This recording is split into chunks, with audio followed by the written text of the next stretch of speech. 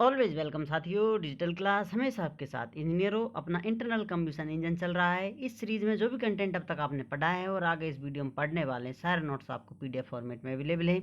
जिस तरह से मैकेनिकल इंजीनियरिंग की जनरल नॉलेज की सीरीज कंप्लीट है, इन नोट्सों का इस्तेमाल आप एसएससी, आरआरबी, स्टेट, जेई, एई, गेट, बीटेक, एएमआई के एग्जामिनेशन के लिए कर सकते हैं। चलिए विद्वानों, शुरुआत करते हैं वीडियो की। इस वीडियो में जानते हैं 4 स्ट्रोक साइकिल किस प्रकार से काम करते हैं साथियों, किन स्ट्रोकों को किस प्रकार से जाना जाता है।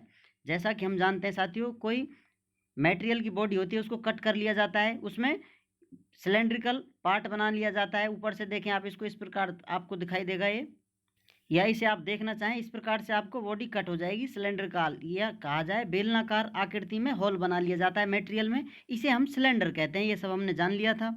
अब इसको हम 2D में इस प्रकार से एक्सप्रेस कर सकते हैं। तो हमने बना लिया है, यहाँ पर अपना ये सिलेंडर बन गया है इस प्रकार से। अब इसमें इसी प्रकार से सिलेंड्रिकल या कहें एक डिस्क टाइप की रिंग लगी होती है साथियों, जिसमें पिस्टन, ये पिस्टन होती है, पिस्टन में रिंग लगी होती है, इस प्रकार से कनेक्टिंग रोड से जुड़ा हुआ होता है।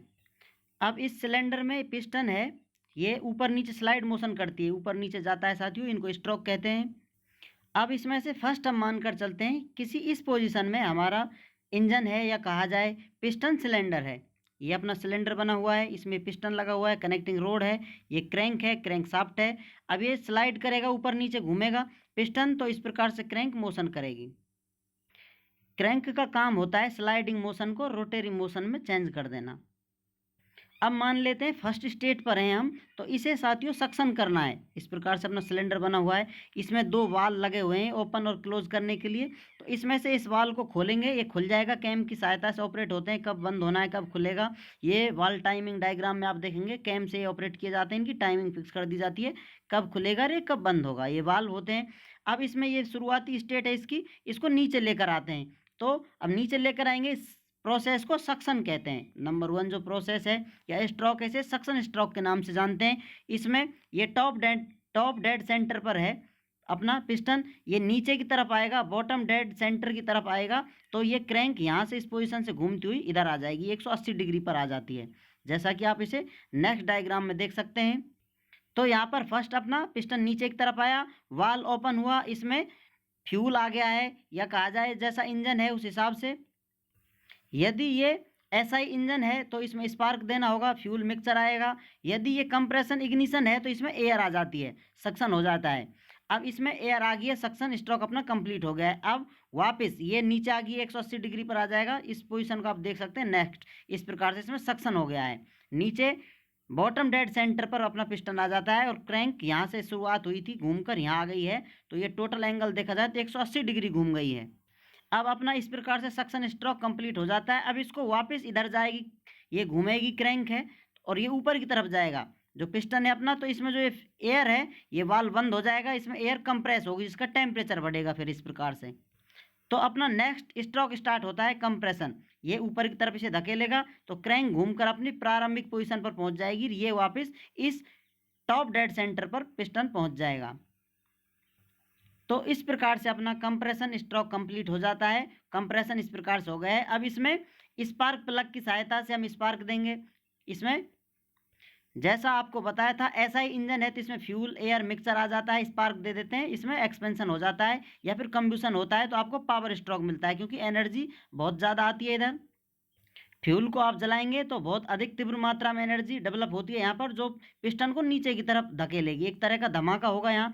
यदि ये कंप्रेशन इग्निशन इंजन है तो एयर का टेम्परेचर इस पोजीशन पर आकर इतना पहुंच जाता है, इसमें फ्यूल डाला जाए, फ्यूल इंजेक्टर की सहायता से हम डालते हैं, नोजल या फ्यूल इंजेक्टर की सहायता से, तो वो फ्यूल ऑटोमेटिक जल जाता है, वो अपने ऑटो इग्निशन टेम्परेचर पर पहुंच जाता है, जैसा कि डीजल फ्यूल हम इस्तेमाल करते हैं, डीजल इंजन या कह सकते हैं आप।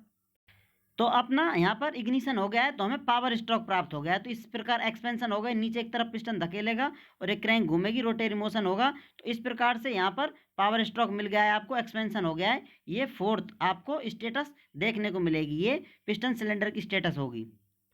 अब इसमें जितना फ्यूल था, जितना इग्निशन होना था, ईंधन जल जाता है, धुआं बचती है, कुछ गैसेज होती हैं, उनको बाहर एग्जॉस्ट कर दिया जाता है। तो इस प्रकार से अभी वापस इसे कंप्रेस करेंगे, ये वाल्व बंद रहेगा, ये ओपन या एग्जॉस्ट वाल्व खुल जाता है, जिससे एग्जॉस्ट होगा, बर्न गैसें हैं या फ्यूल है वो बाहर चला जाता है। तो इस प्रकार से अपने चारों स्ट्रोक कंप्लीट होते हैं। इस प्रकार से इंजन परफॉर्मेंस करता है या उसका प्रोसेस थर्मोडायनेमिक प्रोसेस कंप्लीट होता है, उसे 4 स्ट्रोक इंजन कहते हैं। यदि यही प्रोसेस 2 स्ट्रोक में हो जाए, यहाँ पर क्रैंक के 2 रोटेशन हो गए साथियों, एक उसके बाद यहाँ पर आकर ये यहाँ घूमिए तो एक रोटेशन हो गया है, अब यहाँ पर दोबारा आकर 2 रोटेशन हो जाते हैं 4 स्ट्रोक में क्रैंक के। तो ये सब हमने देख लिया है। 2 स्ट्रोक में सिर्फ एक रोटेशन होता है क्रैंक का। तो इस प्रकार से ऊपर पहुंचेगा, एग्जॉस्ट हो जाएगा तो सेम अपनी ये पोजीशन आ जाएगी। तो इस प्रकार से साइकिल घूमता रहेगा और ये इंजन चलता रहेगा। इस प्रकार से अपने 4 स्ट्रोक इंजन काम करते हैं या 4 स्ट्रोक साइकिल परफॉर्म होते हैं।